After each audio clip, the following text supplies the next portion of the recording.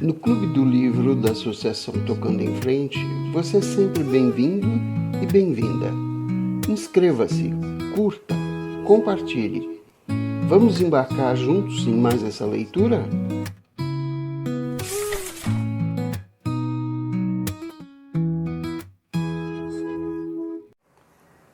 As Irmãs, capítulo 6. 2 homens da patrulha rodoviária tocaram a campainha dos Adams pouco depois do 12:30. Tinham deixado o local do acidente enquanto Annie era levada pela ambulância. Haviam encontrado a carteira de motorista de Jane na bolsa no carro e, pela de Annie, perceberam que ela era sua filha. Ela ainda tinha endereço dos pais em Connecticut em sua carteira de motorista americana. Tinha uma carteira italiana na bolsa também. Se necessário, os patrulheiros rodoviários tinham autorização para notificar os parentes próximos por telefone, em caso de acidente. Mas Chuck Petrie, o oficial responsável pelo local, achou que seria desumano fazer isso. Se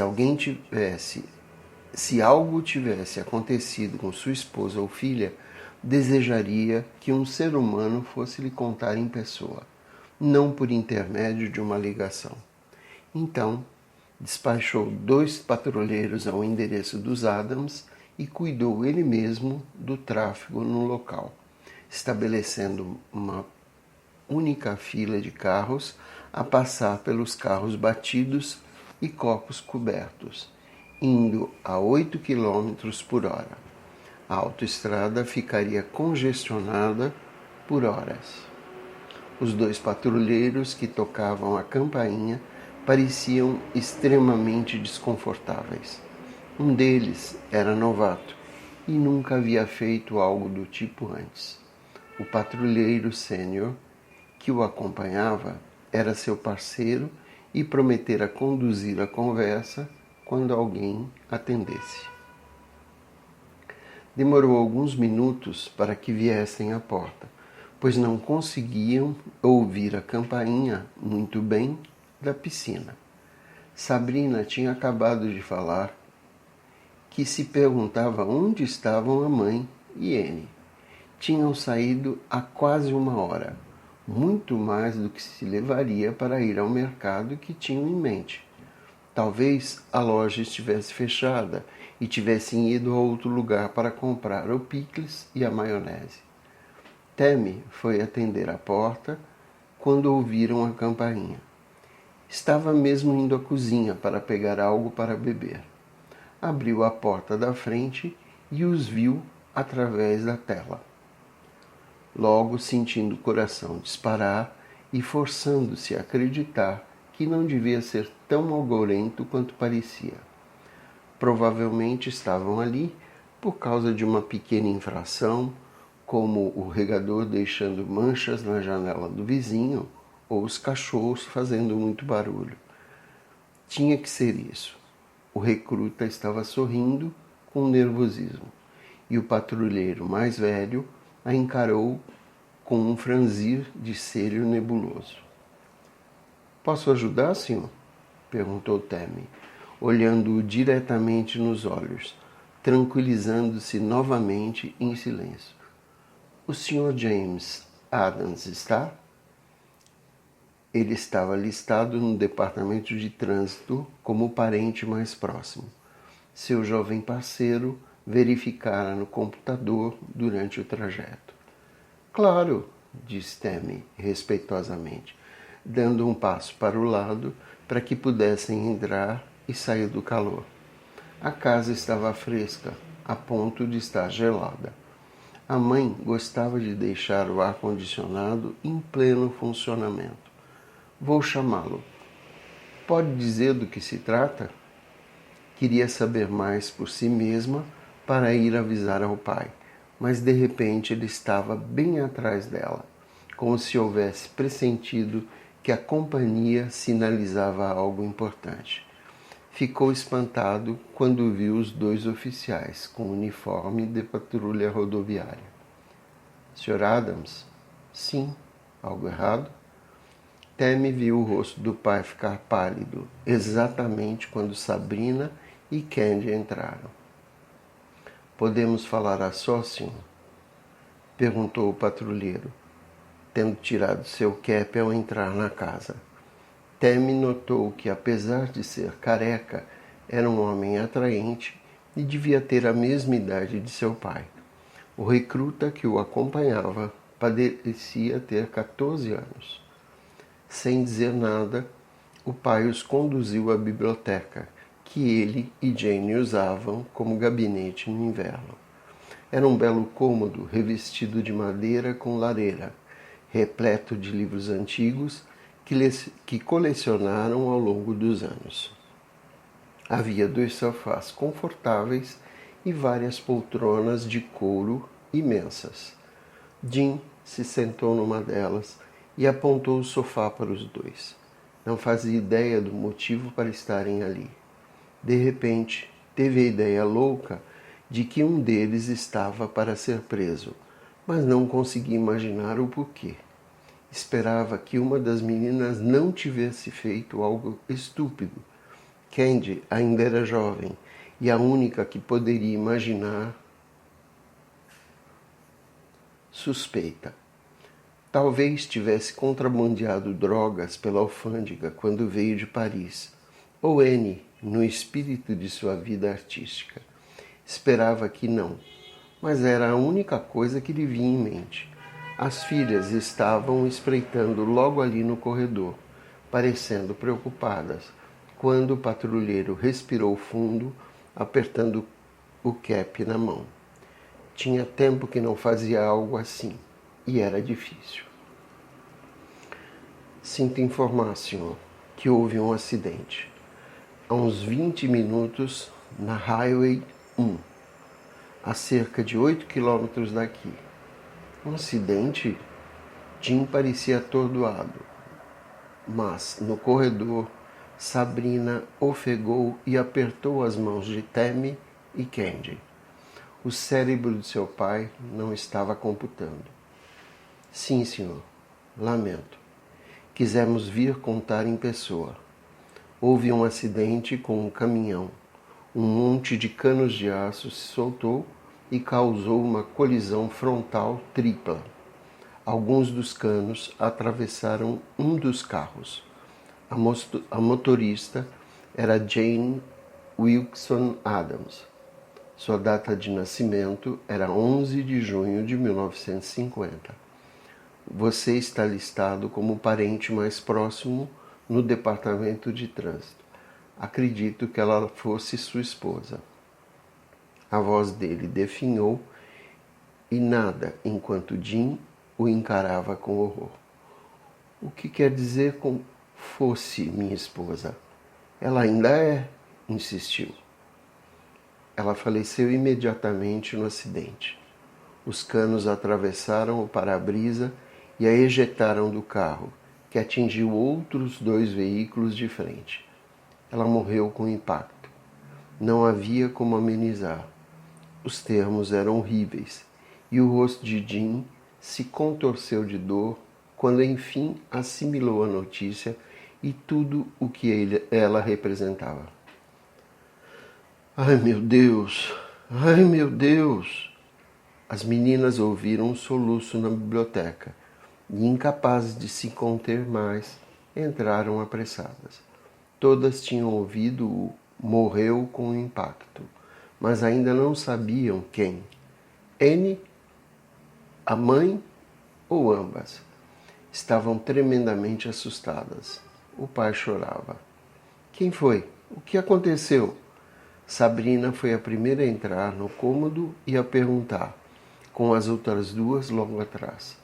Candy já estava chorando, embora ainda não soubesse por quem nem por quê. Sua mãe, disse o pai com voz embargada. Houve um acidente uma colisão frontal. Canos de aço caíram de um caminhão. Os olhos de Sabrina e Tammy imediatamente se encheram de lágrimas também, e Sabrina se voltou com ar de pânico para o patrulheiro, que disse o quanto lamentava a mãe delas. O que aconteceu com minha irmã? Ela estava no carro com mamãe. O nome dela é Anna. Não se permitia sequer pensar que as duas tivessem morrido. Prendeu a respiração e se abraçou no momento em que perguntou: ainda está viva. Eu ia contar ao seu pai, mas quis lhe dar um minuto para que recuperasse o fôlego. O patrulheiro olhou com ar de pesar para todos, enquanto lágrimas enchiam os olhos do recruta. Era pior do que ele tinha imaginado. Estas eram pessoas de verdade. Eles estavam falando da mãe delas. Não parecia, mas ele tinha a idade de Candy. Tinha 3 irmãs, com idades próximas às delas, e a mãe também estava na mesma faixa etária da mãe delas. Ficou gravemente ferida no acidente. Acabaram de levá-la para o Bridgeport Hospital. Estava inconsciente quando foi removida do carro. Foi um milagre. Foi a única sobrevivente nos 3 carros. Ao todo, 8 pessoas tinham morrido, mas o patrulheiro não contou isso aos Adams. Tinha ido lá primeiro porque Annie ainda estava viva, e eles precisavam ser notificados rápido para que pudessem ir ao hospital. O fator tempo era menos crucial nos carros onde todos tinham morrido. O que aconteceu com ela? Ela vai ficar bem? Perguntou Tammy depressa, enquanto Candy apenas ficava ali soluçando, parecendo uma menininha de 5 anos imensamente alta. Ela se encontrava em estado grave quando a transportaram. Levo vocês lá se quiserem, ou posso ir na frente com a sirene ligada, caso queiram ir em seu carro. Jim ainda o encarava com descrença. Quase 35 anos com uma mulher que amava profundamente desde o primeiro instante em que a vira, e agora, de repente, no lampejo de um instante, num acidente incrivelmente estúpido e bizarro, ela se fora. Ele ainda nem tinha compreendido por completo o que disseram a respeito de Annie. Tudo no que conseguia pensar agora era na esposa. Sim, respondeu Sabrina antes que qualquer um conseguisse. Vamos acompanhá-lo. O patrulheiro assentiu então. Ela e Tammy entraram em ação. Subiram correndo e pegaram suas bolsas e numa súbita ideia. Sabrina pegou a agenda e a lista da festa na escrivaninha da mãe. Teriam que cancelar o evento daquela noite. Tammy verificou se os 3 cães estavam dentro de casa. Pegou garrafas d'água na geladeira e as atirou na bolsa. Um instante depois, todos saíram correndo para o carro do pai. Era um modelo recente e espaçoso de Mercedes sedã. Sabrina ficou ao volante e mandou o pai entrar. Ele sentou ao lado dela no banco de carona, enquanto Candy e Tammy entravam atrás e batiam as portas. Tudo no que Sabrina conseguia pensar era que Annie talvez estivesse morta antes de chegarem. Estavam rezando para que ainda estivesse viva. Os patrulheiros ligaram a sirene antes de deixarem a entrada de carros e partiram numa velocidade impressionante, com Sabrina logo atrás. Chegaram aos 140 quando pegaram a autoestrada e ela ficou a 60 centímetros dele durante o trajeto inteiro. Chegaram no Bridgeport Hospital em minutos. O pai não tinha parado de chorar desde que saíram de casa. Por que não fui ao mercado para ela? Eu podia ter ido. Nem pensei em perguntar a ela. Estava culpando a si mesmo. Sabrina parou no estacionamento do hospital e o fitou por 1 minuto antes de saírem do carro. Então, o apertou em seus braços. Se tivesse feito isso, Ela estaria chorando por sua causa, papai. Aconteceu. Podemos pensar nisso depois. Temos que ver o que aconteceu com Anne e ajudá-la a superar isso de alguma forma. Sabrina esperava que ela não estivesse tão ferida quanto todos temiam. Com alguma sorte, a irmã seria poupada. Era muitíssimo ruim perder a mãe. Impensável, na verdade. Mas no momento, tudo no que ela conseguia se permitir pensar era Anne. Esperou que as outras saíssem, o que pareceu levar uma eternidade. Acionou o alarme do carro do pai e acenou em agradecimento aos patrulheiros rodoviários por levarem-nos tão rápido. Correram direto para a sala de emergência e foram enviados para a unidade de traumatologia, onde uma mulher na recepção disse que Anne já havia sido levada. Sabrina correu pelo corredor, com Candy e Tammy atrás dela, e o pai na retaguarda. Sabrina queria consolá-lo, mas no momento tinham que pensar em Anne. Não havia nada que pudessem fazer pela mãe. De certa forma, quando entraram, Sabrina teve certeza de que haveria esperando por eles, dizendo que Anne ficaria bem. A realidade que encontraram era bem diferente. O residente-chefe na unidade de traumatologia veio vê-los imediatamente. Tão logo Sabrina informou o nome deles, ele disse que Anne estava entre a vida e a morte e que precisava fazer uma cirurgia cerebral e oftalmológica tão logo fosse possível, para aliviar a pressão no cérebro e, com sorte, salvar sua visão. Mas, ao encarar a todos, ele não fez rodeios e disse que o ferimento de Anne era maior na parte do cérebro que afetava a visão. Não sei se podemos salvar a visão dela, disse ele, com franqueza. No momento estou mais preocupado em mantê-la viva. Nós também, disse Tammy enquanto Candy o encarava com horror. Ela é uma artista. Tem que salvar os olhos dela. Ele assentiu sem dizer nada. Mostrou-lhe as imagens da tomografia e de raio-x numa caixa iluminada na sala de espera e avisou que estavam esperando a chegada dos melhores neurocirurgião e oftalmologista possíveis. Ambos haviam sido chamados.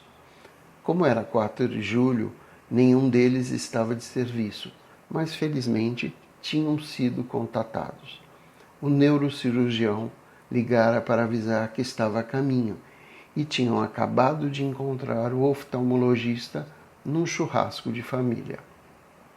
Ele disse que estaria lá em menos de meia hora. Anne estava no sistema de suporte à vida enquanto isso. Sofrera 2 paradas cardíacas a caminho do hospital e ela já não conseguia respirar sem aparelhos. Mas as ondas cerebrais estavam normais. Até onde podiam dizer, não havia grande dano verificado no cérebro. O inchaço detectado causaria problemas sérios em breve, mas o residente disse que o mais preocupante era a visão. Caso ela sobrevivesse ao acidente, havia boa chance de que o cérebro voltasse ao normal. Pelo que tinha visto dos danos que Anne havia sofrido no acidente, não acreditava que seriam capazes de salvar a visão dela. Sua maior preocupação era que os nervos ópticos tivessem sofrido danos irreversíveis. Mas milagres acontecem e todos precisavam de um agora. O neurocirurgião entrou quando estavam vendo as imagens do cérebro de Anne. Depois que ele mesmo as examinou, explicou qual seria o procedimento, quais seriam os riscos, quanto tempo demoraria. Também não fez rodeios e disse que havia uma grande possibilidade de que Anne morresse na cirurgia. Mas não havia outra escolha. Foi claro ao dizer que sem a cirurgia para aliviar o inchaço, Annie poderia ficar com o cérebro danificado para sempre, ou talvez até morrer. Annie odiaria isso, sussurrou Tammy. As irmãs, falando do dano cerebral, concordaram que ela a operasse. Então, tanto Sabrina quanto Tammy assinaram os formulários de liberação. O pai delas não estava em condições de fazer nada além de ficar sentado numa cadeira na sala de espera, chorando pela esposa.